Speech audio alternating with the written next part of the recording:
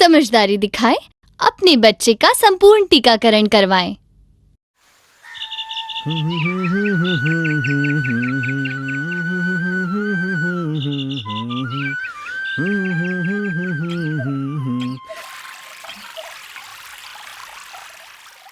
खुशबू जल्दी कर, शाम को मेला देखने चलना है, याद है ना? मेला वेला छोड़ो, पहले बिट्टी को तुरंत डॉक्टर के यहाँ लेकर चलो। क्यों, क्या हुआ? बुखार आ गया है, तुम्हें टीका लगवाया था। मैंने मना किया था ना, मुझसे बिना पूछे लगवा दिया है। अब कहाँ जा रही हो? डॉक्टर के पास। हाँ, ये तो आशा बहन जी हैं। मत किया करो, लेकिन तुम्हें तो अपने मन की ही करनी रहती है। आशा बहन, बिट्टी को टीका लगवाया था, उसके बाद से बुखार है, हम उसे लेकर डॉक्टर के पास जा रहे हैं। परेशान मत हो खुशबू, टीके के बाद बुखार आना आम बात है। एएनएम बहन जी ने जो बुखार की दवा दी थी उसे दे देना था। अरे, मैंने उनकी इस बात पर तो ध्यान ही नहीं दिया। कोई बात नहीं खुशबू, हेल्थ सेंटर में तुम्हें डॉक्टर दीदी फिर से सब समझा देंगी।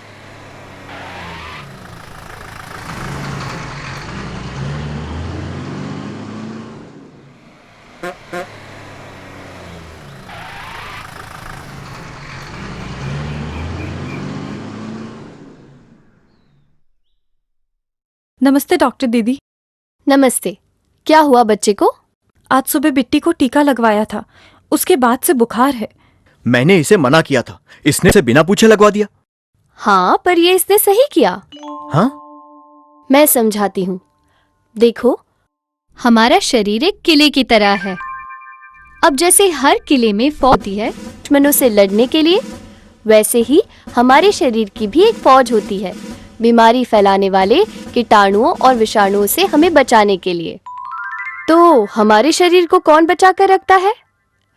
जैसे किले को फौज दुश्मनों से बचाती है, वैसे ही हमारे खून में भी काफी सारे बहुत छोटे छोटे कण होते हैं जिन्हें सेल कहते हैं। ज्यादातर लाल होते हैं, पर कुछ सफेद भी होते हैं। ये सफेद सेल हमारे शरीर के सिपाही हैं, हमारे शरीर की फौज। ये बीमारी के कीटाणुओं और विषाणुओं से लड़ते हैं और उन्हें खत्म करके हमें बचाते हैं। अब किसी भी फौज के सिपाहियों जैसे इन सफेद सेलों को भी दुश्मन को पहचानना, लड़ाई के दाव पेच, हथियार चलाना सिखाने की जरूरत होती है। अब इन्हें कैसे सिखाया जाए? इसके हम बच्चे के शरीर में वैक्सीन को पहुंचाते हैं। इसी को टीकाकरण या टीका लगाना कहते हैं। इससे बच्चे को कोई नुकसान नहीं है। टीकाकरण में वैक्सीन को शरीर में इसलिए भेजते हैं ताकि सफेद सेल बीमारी फैलाने वाले कीटाणु या विषाणु की पहचान कर सके और इनसे लड़ना भी सीख ले।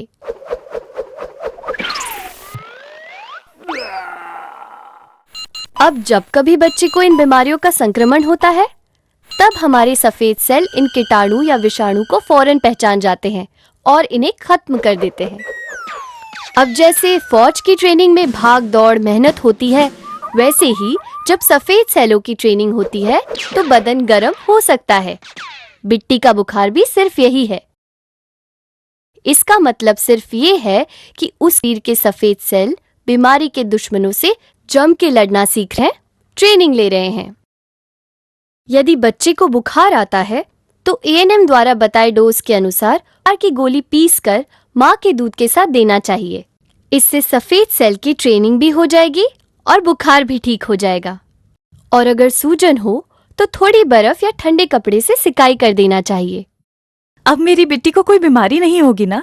हम बच्चों को उन जानलेवा बीमारियों के टीके लगाते हैं जिनसे उन्हें इस उम्र में सबसे ज्यादा खतरा होता है, जैसे टीबी, पोलियो, गलघोटू, काली खांसी, टिटनस, खसरा, हेपेटाइटिस बी और जापानी एन्सेफेलाइटिस। बिट्टी को ये सभी टीके सही समय पर लगवाओगी तो बिट्टी का इन खतरनाक बीमारियों से बचाव होता रहेगा। अच्छा। एएनएम ने टीकाकरण के समय जो 4 मुख्य बातें बताई हैं, उन्हें रखना कि कौन सा टीका दिया गया है और ये किस बीमारी से बचाव करता है। टीकाकरण के बाद कौन से मामूली प्रतिकूल प्रभाव जैसे सूजन, बुखार, चिड़चिड़ाहट और गांठ हो सकते हैं और उनसे कैसे निपटा जाए। अगले टीके के लिए बच्चे को कब और कहां लेकर आए एवं टीकाकरण कार्ड को सुरक्षित रखे और अगले टीकाकरण के समय साथ लाए। समझ गया। अब से हम बिट्टी के सभी टीके सही समय पर लगवाएंगे। हाँ, याद रखिए, बच्चे को टीका लगवाने के बाद प्रतिकूल प्रभाव होने के बावजूद अगला टीका समय पर जरूर लगवाएं।